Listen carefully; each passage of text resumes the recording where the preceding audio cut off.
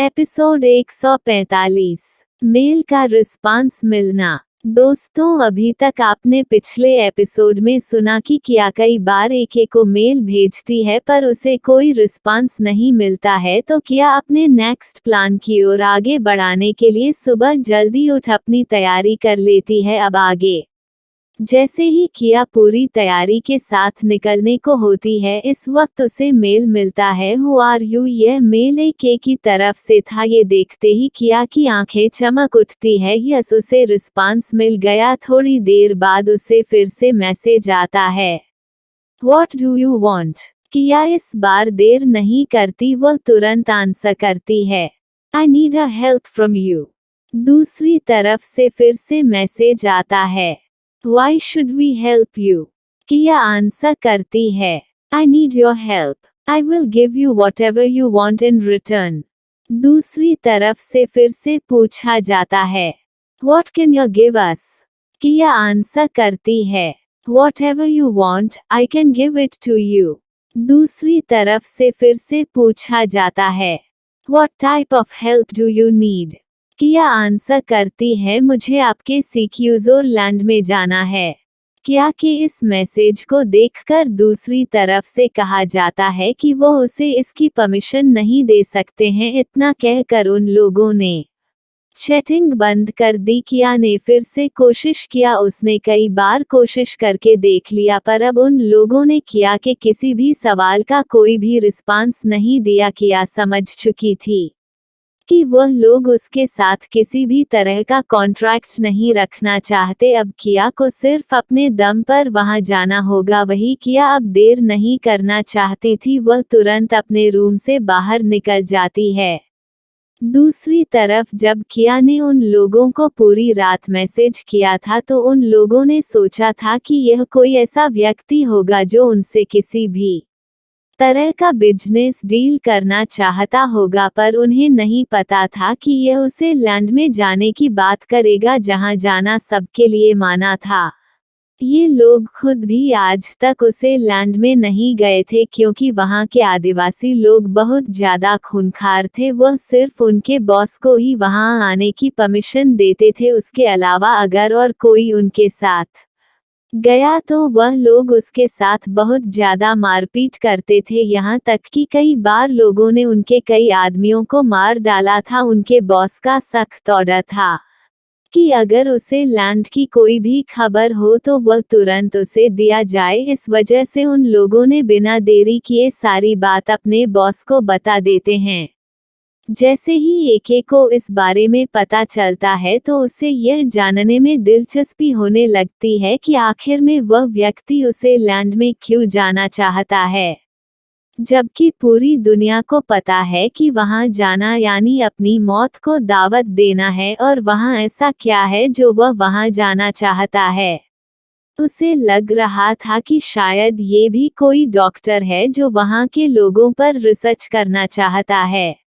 इस वजह से उसे उन लोगों पर बहुत ज्यादा गुस्सा आने लगता है। क्या वह इन गरीब लोगों को, जिसे बाहरी दुनिया से कुछ लेना देना नहीं है, सुकून से नहीं जीने दे सकते हैं? क्यों उनकी हंसती खेलती जिंदगी को बर्बाद करना चाहते हैं? यही सब सोचते हुए उसने सख्त ऑर्डर दे दिया कि उसे लैंड के चारों ओर सिक्योरिटी और बढ़ा दो, खासकर उसे रास्ते पर जहां से अक्सर लोग जाने की गलती कर देते हैं। वह लैंड चारों तरफ से पानी से घिरा था, पर वह एक साइड बहुत ही थोड़ा सा जंगल दूसरे जंगलों से अटैच था, जिसकी वजह से अक्सर लोग पानी से वहां नहीं जा सकते थे। क्योंकि वह लोग अगर पानी के रास्ते उधर से गए तो वह साफ साफ देखे जा सकते थे और उन्हें रास्ते में ही वह लोग मार देते थे। वह लोग तीर कमान के साथ साथ हथियार भी अपने पास रखे हुए थे, जिसमें कुछ छोटी मिसाइल थी तो कुछ ऐसे वेपन थे जो बहुत ही ज्यादा रेंज तक शूट करने में काम आ सकते थे। ये सारे हथियार उन लोगों को बाहर से आने वाले लोगों से ही मिला था, जो अक्सर उन पर हमला करने और उन्हें पकड़ने आते थे। वो कई तरह के नए नए हथियार लेकर अपने साथ आया करते थे। लेकिन अंत में जब वह लोग मारे जाते तो उनकी सारी चीज इस कबीले के लोग अपने पास इकट्ठा करके रख लेते, और इसमें से कुछ ऐसे लोग थे जो कभी बाहर की दुनिया में आते जाते रहे हैं, और कुछ वह लोग थे जिनके जंगल को सरकार ने हड़प लिया था और पूरी तरह से नष्ट कर दिया था। वह लोग भी अब इन्हीं के साथ रहते थे। इस वजह से वह लोग कुछ हथियारों को चलाना जानते थे, पर कुछ इतने नए थे कि उसके बारे में उन लोगों को नहीं पता था, तो वह उन्हें बस इकट्ठा करके ही रख सकते थे। वहीं जो थोड़ा रास्ता जंगल से जुड़ा हुआ था, वहां पर इन लोगों ने बहुत ही खुफिया तरीके से जाल बिछा रखा था, जिसमें से कभी कोई भी बचकर वापस नहीं जा पाता था, और अंदर आने वाले सारे लोग जान से मारे जाते थे, क्योंकि इन सारे कबीले वालों के लिए वही रास्ता सबसे ज्यादा खतरनाक था। इसलिए इन लोगों ने सबसे ज्यादा ध्यान इस रास्ते पर रखा था, और वहां तरह तरह से लोगों के फंसने के लिए जाल बिछा रखा था। दूसरी तरफ किया इन सब से अनजान अपने लोगों के साथ निकल जाती है। जैसे ही वह लोग उसे एरिया के पास पहुंचते हैं, तो एक बार फिर से अपने प्लान को किया सबको अच्छे से समझने लगती है, क्योंकि वह अच्छे से जानती थी कि अगर कहीं भी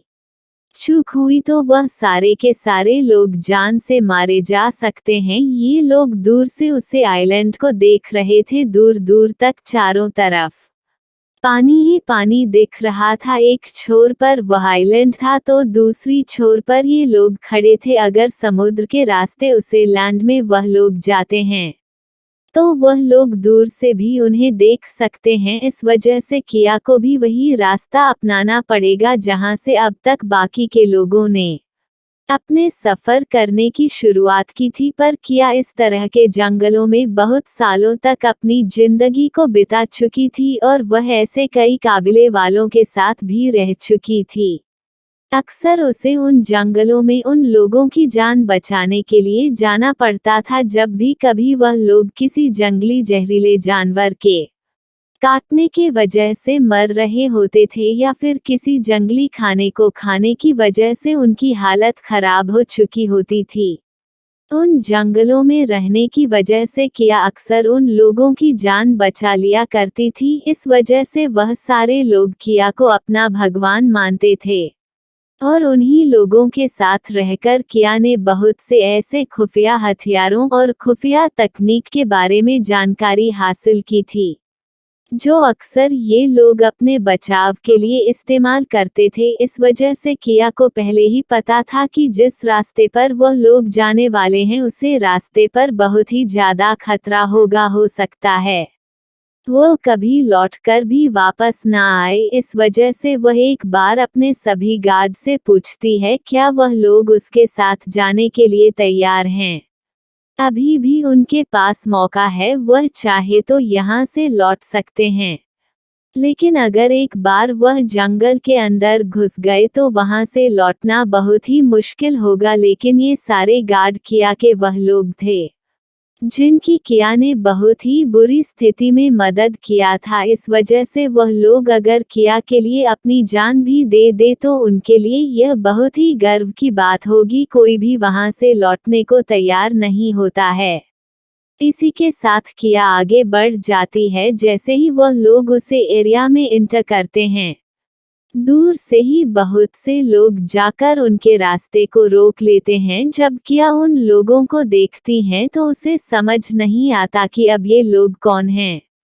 यह कोई आदिवासी तो नहीं है, ये पूरी तरह से ट्रेन किए हुए गार्ड दिख रहे थे जो बहुत ही ताकतवर लग रहे थे। पर ये लोग इस तरह से उनका रास्ता क्यों रोक रहे हैं? शंकर आगे बढ़कर उन लोगों से कहता है तुम लोग कौन हो और इस तरह से हमारा रास्ता क्यों रोक रहे हो। दूसरी तरफ से उनका बॉस के आगे आकर कहता है हम लोग यहाँ के सिक्योरिटी गार्ड हैं और आप लोग यहाँ से आगे नहीं जा सकते हैं, हम आपको आगे जाने की इजाजत नहीं देंगे। इसलिए अगर अपनी जिंदगी सही सलामत चाहते हो तो अभी के अभी यहाँ से लौट जाओ। पर किया उनकी बातों को बिल्कुल भी नहीं सुनना चाहती थी। वो उन लोगों से कहती है कि देखो, उनके अंदर जाना बहुत जरूरी है। तुम्हें नहीं लगता कि तुम इस तरह से किसी को रोक कर गलत कर रहे हो? दूसरी तरफ से वह गार्ड कहता है कि अपनी प्रॉपर्टी में किसी को अंदर आने से रोकने में गलती क्या है?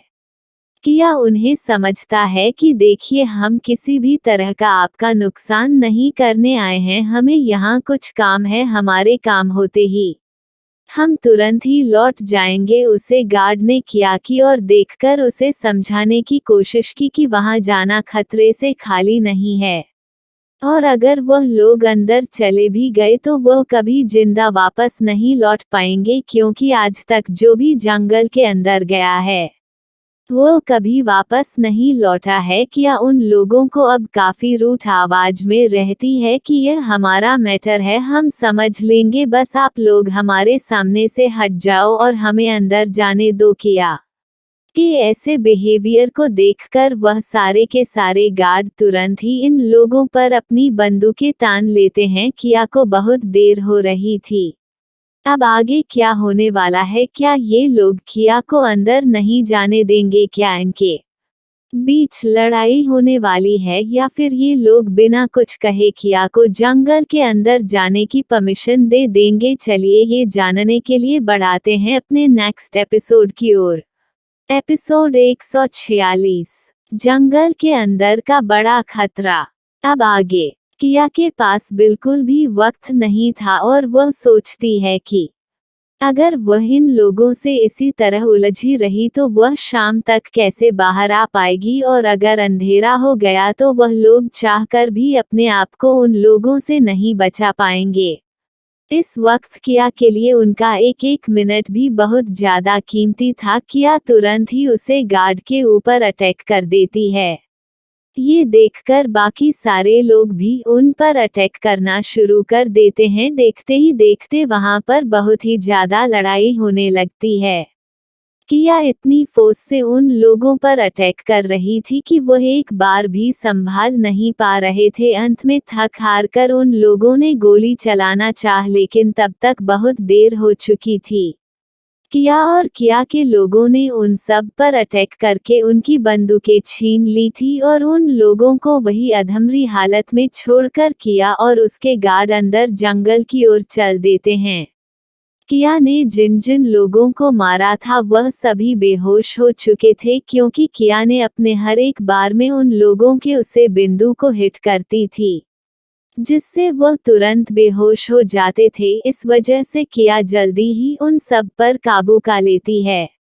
वह लोग अंदर की ओर बढ़ रहे थे, वहीं जमीन पर अस्त व्यस्त पड़े वह गार्ड में से एक गार्ड ने तुरंत ही वायरलेस के द्वारा अपने लोगों को सूचना दे दी थी।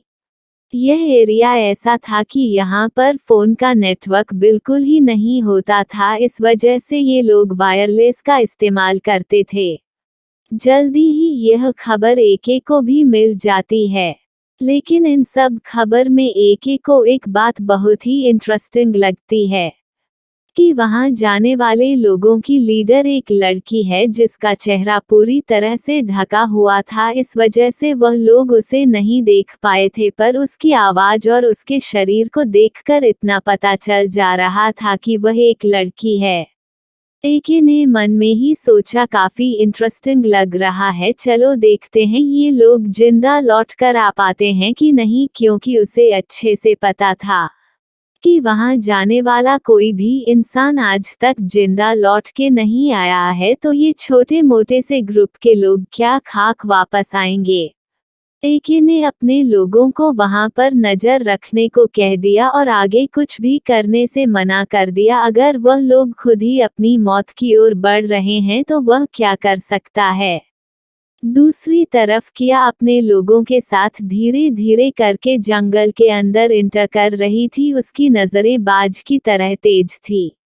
वह चारों तरफ अपनी नजरों को बहुत ही तेजी से दौड़ा रही थी। किया के साथ शंकर ने भी कुछ साल जंगलों में बिताया था, इसलिए उसे भी काफी हद तक इन लोगों के बारे में जानकारी थी। वह भी अपने चारों तरफ बहुत ही सफाई से देखते हुए चल रहा था। लोगों को अच्छे से पता था कि जिस जमीन पर चल रहे हैं वह जमीन भी तरह तरह के जालों से बिछी होगी। पता नहीं कब वह लोग किस पर पैर रख दे और उनके साथ कौन सा हादसा हो जाए, कुछ भी कहा नहीं जा सकता था। किया आगे आगे चल रही थी। किया के एक गार्ड ने किया को रोकते हुए कहा, बस आप पीछे रहिए, हम लोग आगे चलते हैं।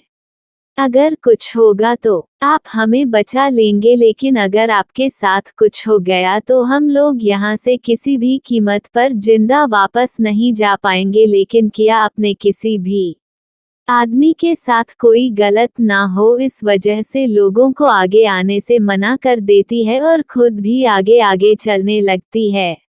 अभी वह लोग थोड़ी अंदर ही गए थे कि जैसे ही एक गार्ड ने अपना पर आगे बढ़ाया, बहुत जोर की आवाज आई और सामने से एक बहुत ही बड़ा और मोटा पेड़ जो कि ऊपर कटकर टंगा हुआ था उन लोगों की ओर बहुत ही तेजी से आकर गिरता है। इससे पहले कि उसे पेड़ के नीचे आकर वह सब दबते, किया ने आवाज सुनते ही 1 सेकंड के अंदर ही रिएक्ट किया और सभी को जमीन पर लेटने को कह दिया, क्योंकि उसे अंदाजा लग गया था कि कोई चीज ऊपर से आ रही है और अगर वह ऊपर से आ रही है तो उसकी रफ्तार इतनी ज्यादा होगी कि वह उन लोगों को बहुत ज्यादा चोट पहुंचा सकती है।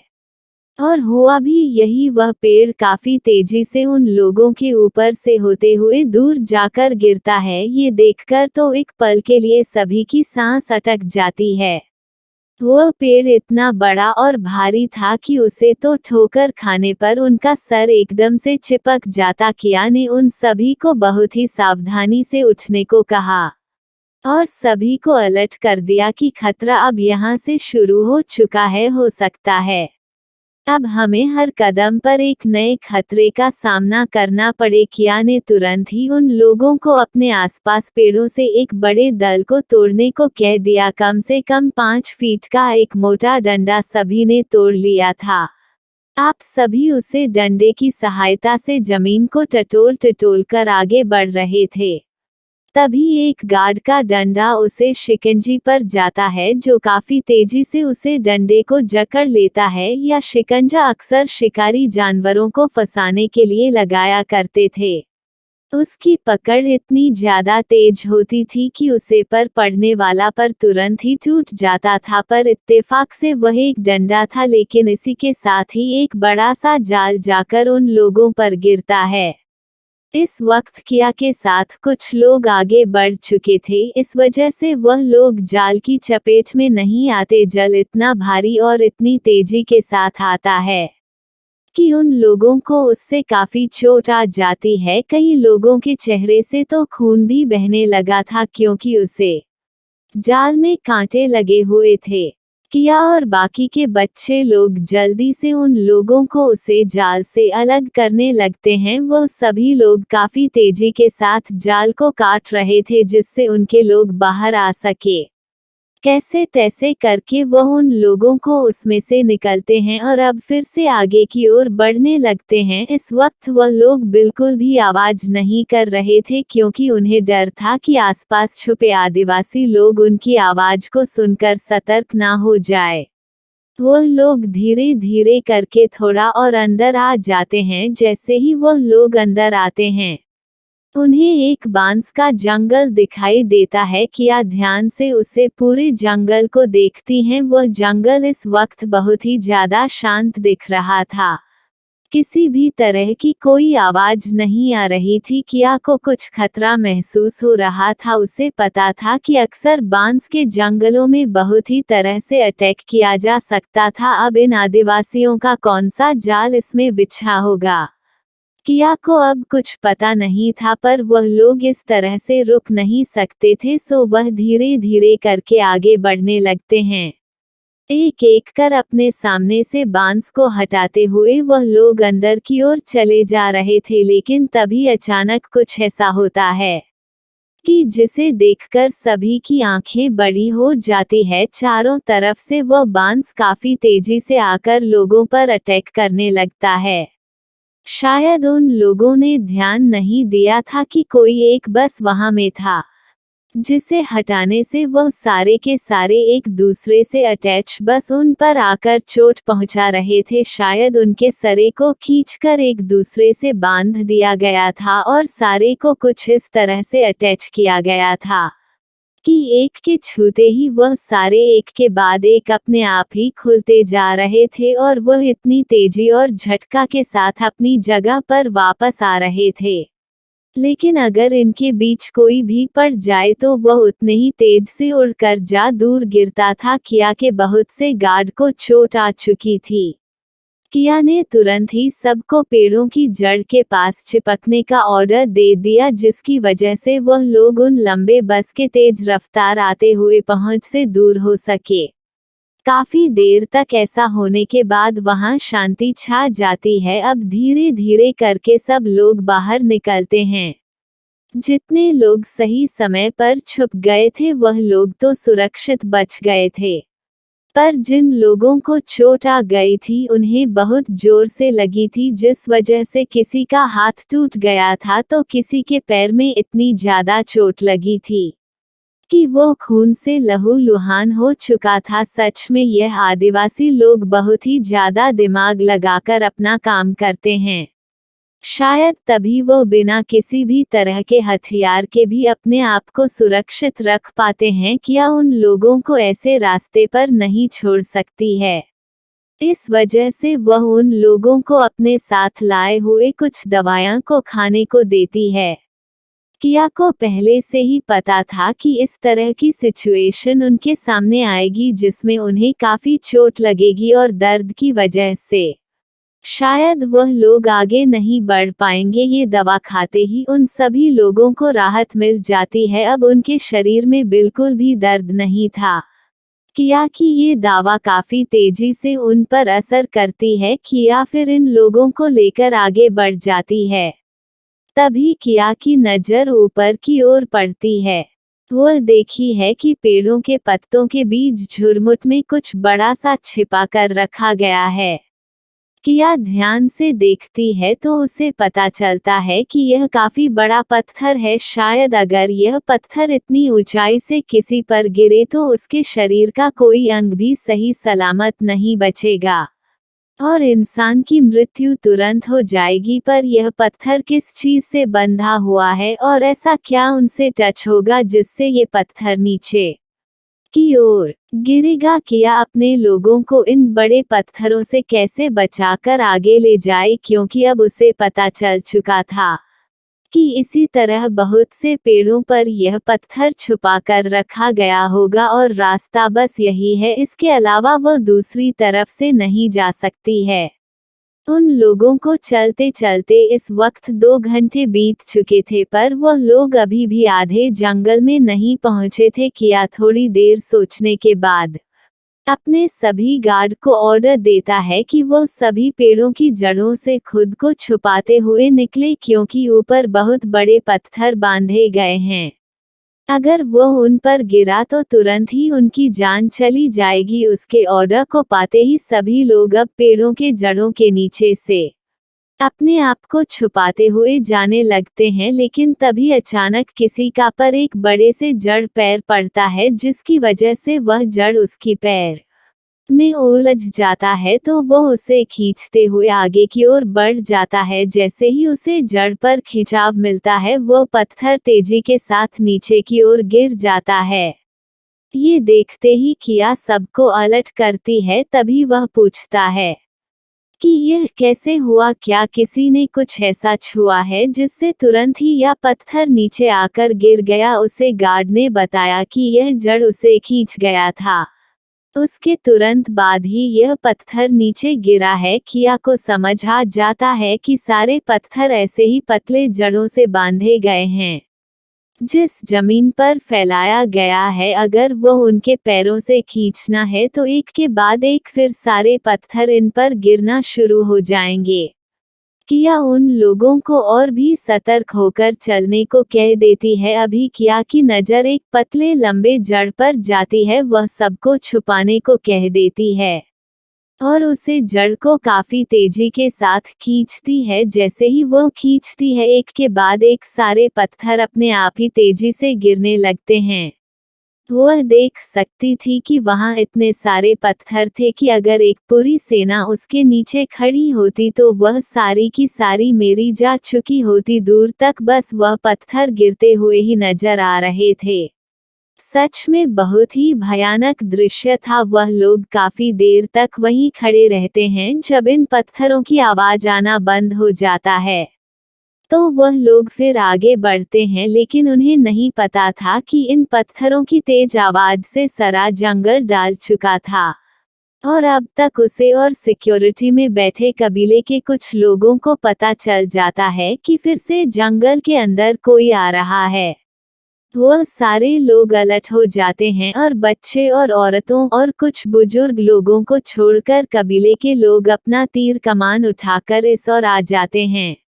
अभी किया और उसकी टीम कुछ ही दूर आगे बढ़ी थी, लेकिन तभी उन पर चारों तरफ से तीर चलने लगता है। ये देखकर वह लोग तुरंत ही अलर्ट हो जाते हैं। अब आगे क्या होगा, क्या किया और उसकी टीम इन लोगों के हाथों लग जाएगी या फिर ये लोग उन लोगों को तुरंत वही मार डालेंगे जैसा कि अब तक करते आए हैं। ये जानने के लिए चलिए बढ़ाते हैं अपने नेक्स्ट एपिसोड की तरफ। एपिसोड 147, आदिवासियों का किया की टीम पर अटैक। जैसे ही उन लोगों के ऊपर अटैक होता है, किया को समझने में देर नहीं लगती कि उन्हें पता चल चुका है। शायद इन पत्थरों की तेज आवाज की वजह से वह लोग जान चुके हैं कि अंदर कोई आ रहा है। शायद ये पत्थर इसीलिए लगाए गए थे कि अगर उनका ध्यान भी ना रहे तो इनकी तेज आवाज से उन्हें खतरे का आभास हो जाए।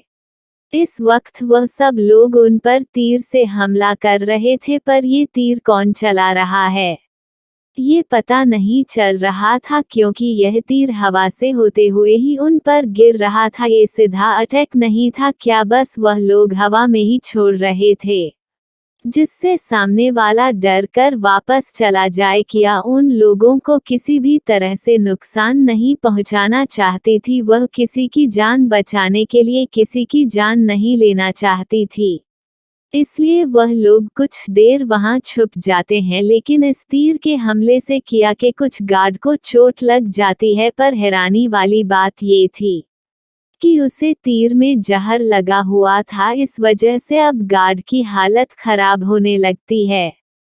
किया को ऐसा होने का अंदेशा पहले से ही था। वह तुरंत ही अपने पास रखे एंटीडोट को गार्ड को पिला देती है, जिससे गार्ड पर जहर का असर ना हो।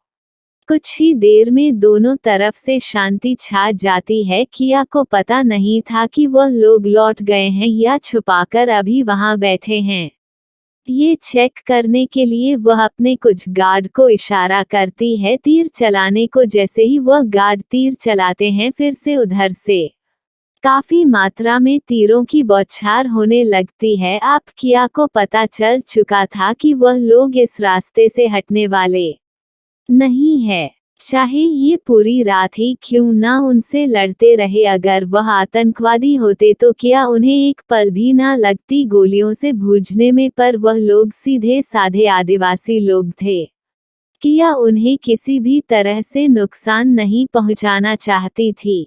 काफी देर इंतजार करने के बाद किया ने फिर से गार्ड को इशारा किया। का इशारा पाते ही गार्ड ने फिर से तीर चलाया। इस बार फिर दूसरी तरफ से काफी तेजी से उन पर भी तीर चलाया जा रहा था। अब इस तरह से इंतजार करते करते दिन ढलने वाला था। किया को समझ नहीं आ रहा था कि वह लोग कैसे आगे बढ़े। उसे अच्छे से पता था कि यह पूरी रात यही रहेंगे। ये जंगल उन्हीं का है, दिक्कत तो हम लोगों को होने वाली है। काफी सोचने के बाद किया अपने लोगों को वापस जाने का ऑर्डर देता है, क्योंकि वह इस हालत में अंदर नहीं जा सकती है। पर उसने जितनी दूरी तय कर ली है, कल इतनी दूरी तय करने में उसे आसानी होगी। और ये लोग भी जब रात भर कोई भी रिस्पांस नहीं पाएंगे तो ये सोचकर शांत हो जाएंगे कि वह लोग गए हैं। वह लोग तुरंत ही वहां से वापस लौटने लगते हैं। किया को अच्छे से पता था कि एक रात में ये लोग फिर से उनके लिए इस रास्ते पर तो कोई नया जाल नहीं बढ़ा पाएंगे, लेकिन आगे क्या खतरा है उसे अभी कोई भी आइडिया नहीं है और उसके लिए उन्हें काफी वक्त चाहिए। आज का वक्त तो खत्म हो गया था, सो कल ही आना ठीक है। यही सोचकर वह लोग वहां से निकल जाते हैं। जैसे ही वह लोग बाहर आते हैं, वहां की सिक्योरिटी में लगे गार्ड उनकी तो उन्हें देखकर आंखें ही बड़ी हो जाती है, शायद इसलिए कि पहली बार कोई ऐसा था जो लौटकर वापस आ रहा था। उन्हें देखकर साफ साफ पता चल रहा था कि उनकी लड़ाई उन लोगों से हुई है, क्योंकि इस वक्त कुछ गार्ड के हाथों में उनके चलाए गए तीर थे, जिसे किया ने रिसर्च के लिए ले लिया था कि उसमें किस तरह का जहर लगा है जिससे वह अपने लोगों को आगे उसे जहर से बचा सके। वह लोग वहां से निकल जाते हैं। वहां खड़े गार्ड उन्हें कुछ नहीं कहते। उनके जाने के बाद वह तुरंत ही अपने बॉस को सूचित कर देते हैं और यहाँ जो भी कुछ हुआ वह बता देते हैं। ये सुनकर तो एके का दिमाग ही घूम जाता है। क्या कोई अब ऐसा दिलेर इंसान पैदा हो गया है जो वहां से जिंदा लौट आया? अब एके को इन लोगों के बारे में जानने की इच्छा होने लगती है। एके तुरंत ही अपने आदमियों को उनकी पूरी जानकारी निकालने को कह देता है।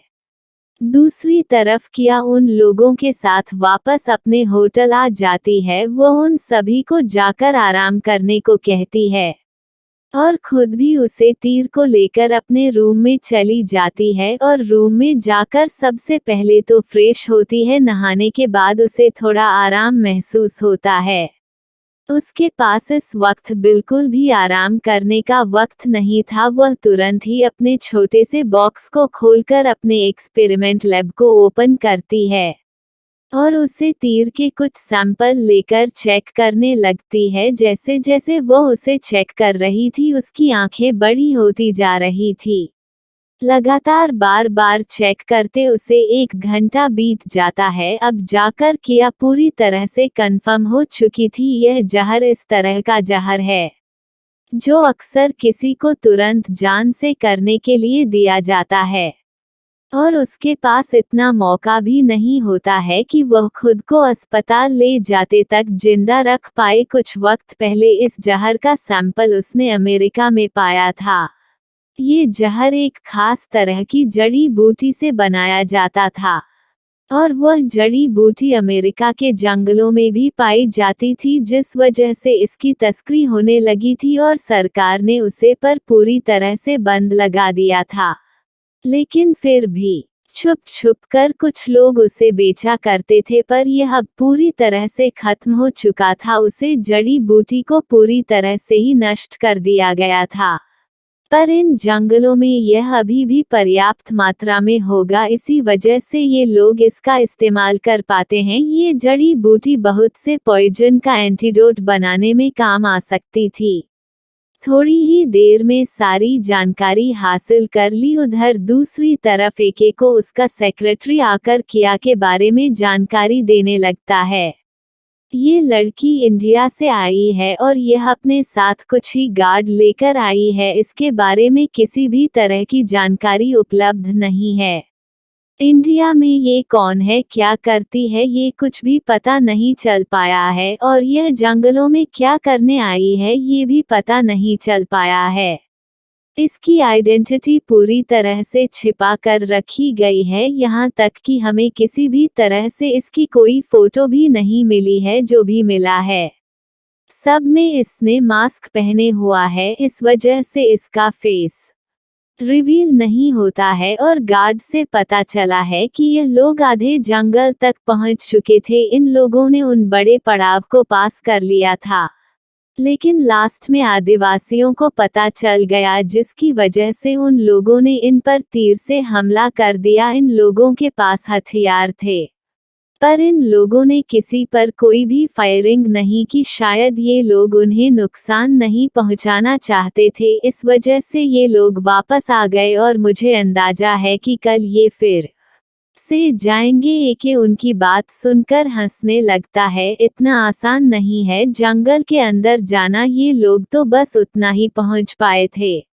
जितना कभी कोई आम इंसान पहुंच गया था, लेकिन इसके आगे कितना खतरा है यह इन्हें पता नहीं है। जाने दो, कल फिर इन्हें एक बड़ा सबक मिलेगा और यह सब फिर से वापस आ जाएंगे अगर मारे नहीं गए तो, ये कहकर फिर से एके हंसने लगता है। इधर किया भी अपने काम को खत्म करके सभी को खाना खाने को कह देती है और खुद भी अपना खाना अपने रूम में मंगा लेती है।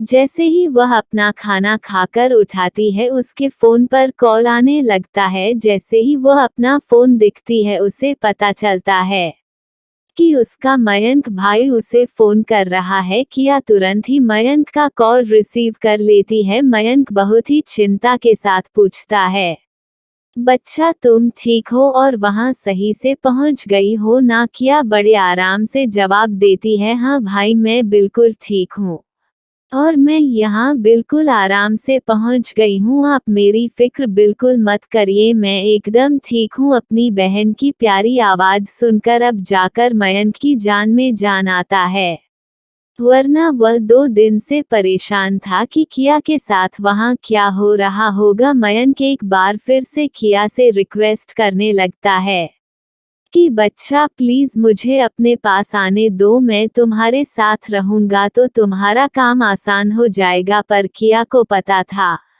कि यहाँ कितना ज्यादा खतरा है, इस वजह से वह साफ साफ मयंक को मना कर देती है। थोड़ी देर और बात करने के बाद किया कॉल रख देती है। अब किया आराम करना चाहती थी क्योंकि सुबह उसे फिर से उसी रास्ते पर जाना है। वह जाकर सीधा अपने बेड पर लेट जाती है और अपनी आंखों को बंद कर लेती है। जैसे ही वह अपनी आंखों को बंद करती है, उसके सामने उसके दादाजी की तस्वीर आ जाती है। क्या उसके दादाजी ठीक हैं?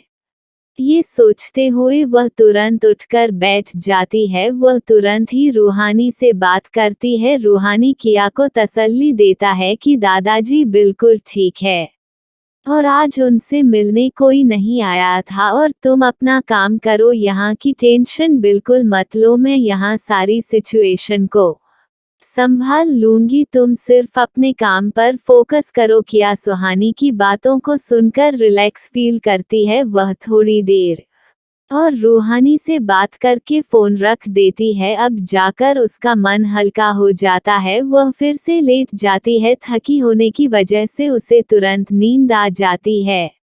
दूसरी तरफ इंडिया में 2 दिन से रेहान ने किया से कोई कॉन्ट्रैक्ट नहीं किया था। पहले दिन तो उसने फोन लगाया तो किया का फोन सारा दिन ही नॉट रीचेबल था, या किसी परेशानी में ना हो या सोकर रेहान मयंक से बात करता है तो मयंक बताता है कि यह अपने दादाजी की दवाई लेने के लिए दूसरे शहर गई हुई थी, जिस वजह से हो सकता है उसका फोन नॉट रीचेबल आ रहा हो, वो उसे बाद में बात कर ले। उसकी बात सुनकर रेहान मयंक से पूछता है, क्या तुम्हारी बात किया से हुई थी? मयंक बताता है कि हाँ, थोड़ी देर पहले मेरी बात हुई थी। किया बिल्कुल ठीक है और तुम भी रिलैक्स हो जाओ, बाद में बात कर लेना। वैसे भी किया अभी परेशान है, उसे तुम ज्यादा परेशान मत करो वरना कहीं परेशान होकर वह तुम्हें छोड़ ना दे। मयंक की ऐसी बात सुनकर रेहान को मयंक के ऊपर बहुत गुस्सा आता है। वह उसे डांटे हुए कहता है कि तुम पागल हो गए हो क्या? मैं तो किया की चिंता कर रहा था, मैंने उसे कब परेशान किया? पर मयंक कर भी क्या सकता है, किया मेरे यहाँ को बताने से मना किया था। इस वजह से मयंक हंसने लगता है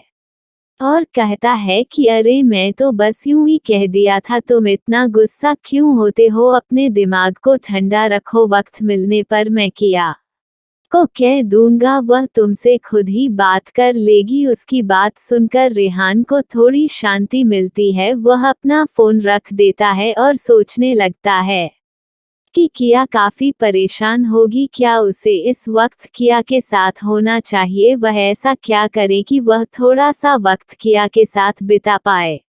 इस वक्त उसे किया की बहुत याद आ रही थी, पर मयंक ने उसे मना कर दिया था, इस वजह से वह शांत होकर बैठ गया था। वहीं दूसरी तरफ अब तक किया नींद के आगोश में जा चुकी थी। उसे सुबह फिर से अपने मिशन पर निकलना था, तो क्या होगा आगे, क्या किया कल अपने मिशन में कामयाब हो पाएगी कि फिर से वह इसी तरह से लौट आएगी, यह जानने के लिए चलिए बढ़ाते हैं अपने नेक्स्ट एपिसोड की तरफ। एपिसोड 148। तो दोस्तों, अब तक आपने सुना कि किया किस तरह आधे जंगल से वापस आ गई थी। अब उसे दूसरे दिन फिर से उसे जंगल में जाना था, इस वजह से वह अपने काम खत्म कर जल्दी से सो जाती है। अब आगे किया जल्दी सुबह उठकर अपने टीम को तैयार होने के लिए कह देती है और खुद भी तैयार होकर जरूर की सारे सामान अपने साथ लेकर वह लोग फिर से उसे जंगल की ओर निकल जाते हैं। आज वह लोग जैसे ही वहां पहुंचते हैं तो वह लोग अपनी गाड़ी को दूर ही खड़ी कर देते हैं और जंगल की ओर आगे बढ़ने लगते हैं। सामने से उन्हें वहां के सिक्योरिटी गार्ड दिखाई पड़ते हैं। आज वहां पर दूसरे ही गार्ड खड़े थे। किया को लगा था कि अब एक बार इसे उलझना पड़ेगा, और जैसे ही वह लोग उनके पास पहुंचते हैं तो देखते हैं कि उन लोगों ने उन्हें बिल्कुल ही इग्नोर कर दिया हो, जैसे मानो यहाँ उन्हें कोई दिखाई ही न पड़ा हो। या कोई यह जानकर बहुत आश्चर्य होता है कि कल तक जो लोग उन्हें अंदर जाने से मन कर रहे थे और उन्हें रोकने के लिए वो उनसे लड़ने भी लगे थे, आज वह लोग उन्हें देखकर बिल्कुल शांत क्यों है। किया का दिमाग तुरंत ही चलने लगता है और उसे समझ आ जाता है कि जरूर उन पर किसी की नज़र है और शायद ये और कोई नहीं एके ही है। फिलहाल इस समय उसे एके से कोई मतलब नहीं था, इसलिए वह भी उन लोगों पर बिना ध्यान दिए आगे बढ़ जाती है। वहीं दूसरी तरफ एके ने अपना एक अलग ही प्लान बना रखा था। उसने आज सोच लिया था कि वह उन लोगों पर अपने ड्रोन कैमरे से नजर रखेगा। आखिर में वह भी तो जान ये लोग कौन हैं, जिनकी वह आइडेंटिटी का पता वह नहीं लग सका। ऐसा कोई भी काम नहीं था जो उसके लिए संभव न हो, पर या पहले ऐसा काम था जो उसके लोगों ने पूरा नहीं कर पाया था। इस वजह से उसे किया के बारे में जानने की बहुत ही उत्सुकता हो रही थी। उसने अपने ड्रोन को जंगल में काफी ऊंचे पेड़ पर सेट करने का सोचा। जैसे ही उसकी ड्रोन उड़ते हुए जंगल के उसे एरिया में पहुंचा जहां से किया और उसकी टीम अंदर आने वाली थी, वहां पर छुपे आदिवासियों ने उसे ड्रोन पर अपना निशाना साध लिया। लेकिन कुछ ही देर में जब ड्रोन उनके पास पहुंचा तो उन्होंने देखा कि ड्रोन पर एक येलो कलर की झड़ी उड़ रही है। ये देखकर उन्हें पता चल गया कि यह ड्रोन उनके मालिक का है। तब उन लोगों ने अपने हथियार नीचे कर लिए। उन्हें समझ आ गया था कि यह ड्रोन उनकी हेल्प के लिए ही आया है। तभी ड्रोन को रिमोट की मदद से एक ऊंचे से पेड़ पर सेट कर दिया गया। ड्रोन के चारों तरफ कैमरा लगा था और वह इतनी ऊंचाई पर था कि वह सब कुछ कैप्चर कर सकता था। आज किया और उसके टीम के लोग बिना किसी परेशानी के आगे बढ़ रहे थे। उनके रास्ते में ज्यादा परेशानी नहीं आ रही थी, इस वजह से वह काफी तेजी से अंदर की ओर जा रहे थे। लेकिन आज जिस तरह जंगल में शांति छाई हुई थी, किया को कुछ खतरनाक होने का अंदेशा लग रहा था। पर किया इस डर से वापस तो नहीं जा सकती थी, इसलिए वह बिना कुछ कहे आगे बढ़ती रही। दूसरी तरफ एके की सिक्योरिटी अपनी नजरों को कंप्यूटर पर गड़ा कर बैठी थी। इतनी देर में किया और उसकी टीम कैमरे की रेंज में आ जाते हैं। वह लोग देख सकते थे कि आगे आगे एक दुबली पतली सी लड़की चल रही है, जिसका पूरा चेहरा मास्क से कर किया गया है। उसके पीछे मात्र 10 लोग ही थे और उनके पास कोई भी हथियार नहीं था। अब ये देखकर एके को बहुत ही ज्यादा आश्चर्य होता है।